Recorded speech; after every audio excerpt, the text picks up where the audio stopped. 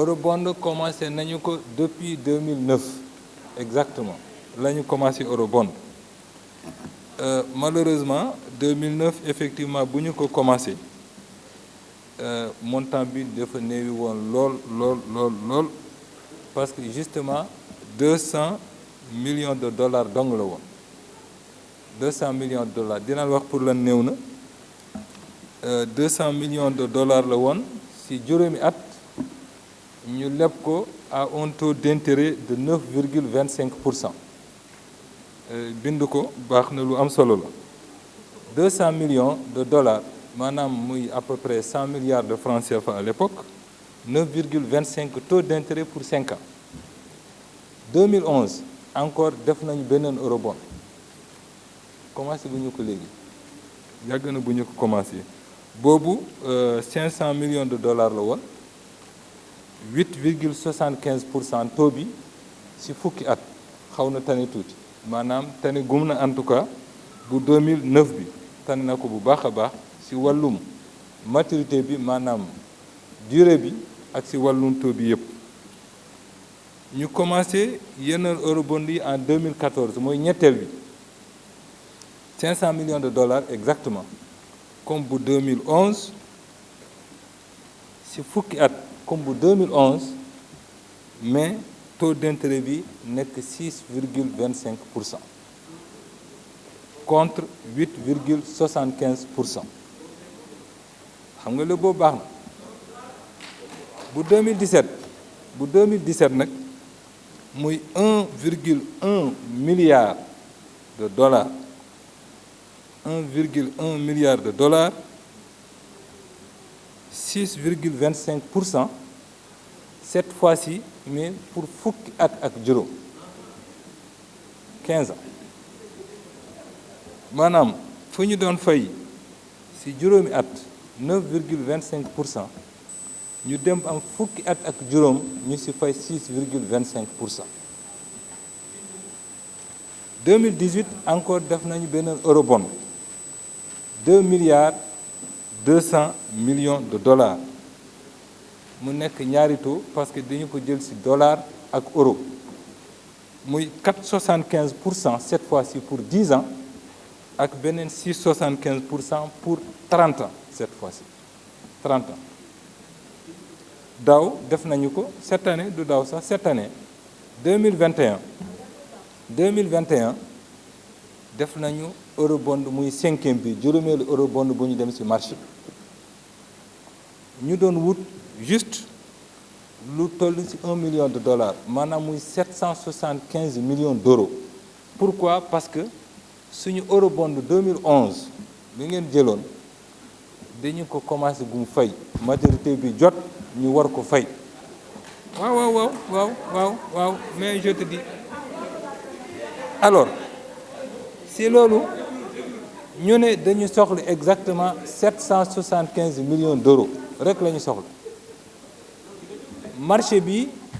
proposé ñu 4 milliards d'euros am na ku ñu fi laajoon sax pour lan jëlu ren 4 milliards yi ñu ne ko déedéet ñun maanaam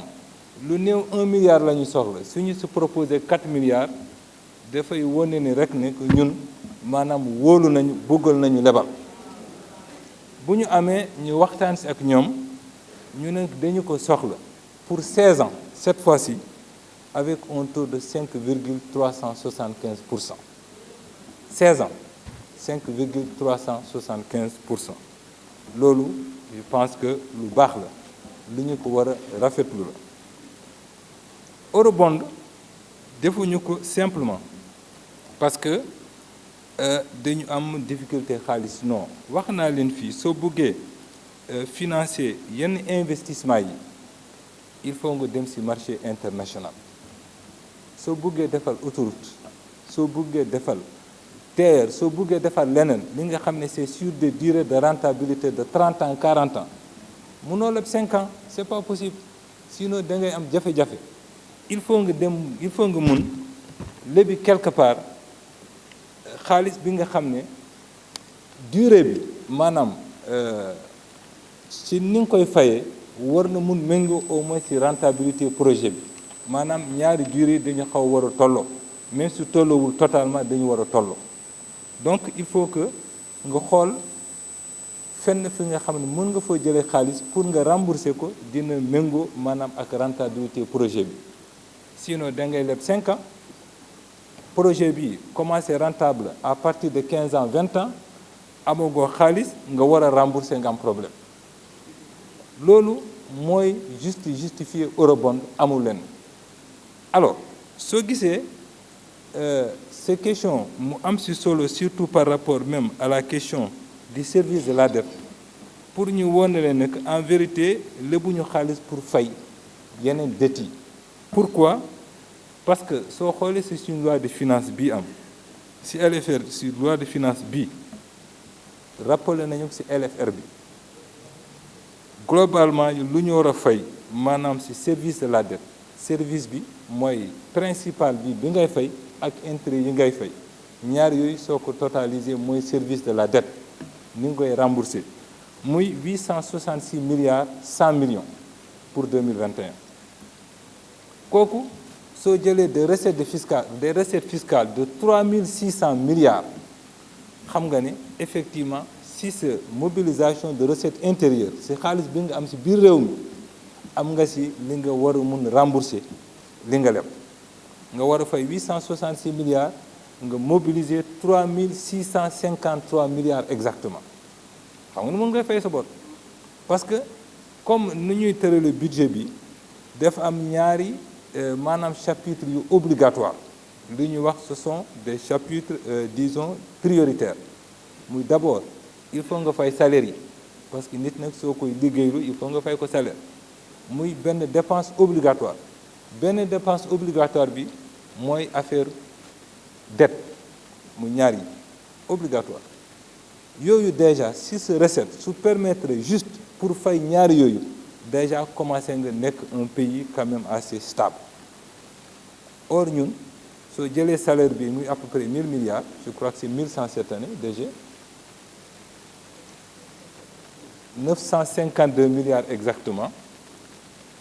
nga am service de la dette 866 ñaari yooyu motul 2000 milliards nga am 3653 milliards de mobilisation donc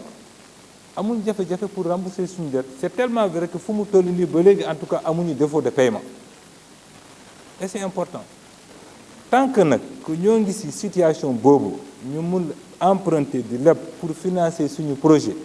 te amuñu jafe-jafe rembourser ko te nit yi wóolu duñu lebal on va continuer de le faire mieux suñu niveau d'endettement actuel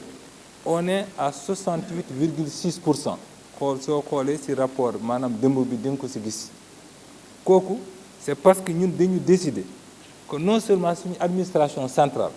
mais aussi bépp entreprise bu bokk ci état muy Senelec muy Sénégal Air Sénégal muy yeneen société Petrosen ak ñeneen xam ngeen ak port normalement am nañu lu ñu war a rembourser seeni dette ñoom mais ñu xalaat ne comme que yëfu état la nañu ko duggal ci dette état bi rek ñu naan donc mooy périmètre de la dette bi ñu gën ko yaatal pour sécuriser maanaam suñu situation endettement loolu moo yóbbu sax bu 68,6% mais soo génnee dette yooyu ñoo ngi ci 64,4% foofu lañ toll avec un objectif maximal de 70%. Donc sore nañu ko encore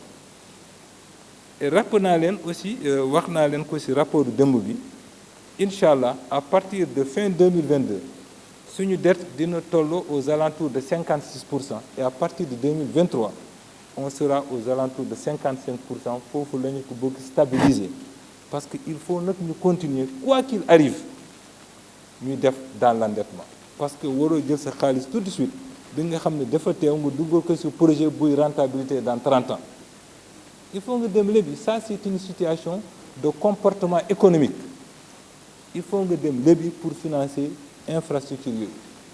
y a pas un pays au monde un seul pays amul benn réew ci àdduna bi nga xam ne amul endettement y en a pas c'est pas parce que amuñu xaalis c'est pas parce que amuñu trésorerie mais loolu comportement économique la soo buggee financer infrastructure bu ay 30 ans 40 ans 50 ans mais mënoo ko financer si xaalis bi nga xam ne léegi la am non non non il faut nga leb nga méngale ko ak durée projet bi maanaam kon ñu lisser dépenses yi mu nekk benn sinon soo jëlee xaalis bi tout de suite plus doo nga def ko sa réserve parce que aussi réew bu nekk ak comme situation nit si boppam def war a am maanaam épargne muy donc réserve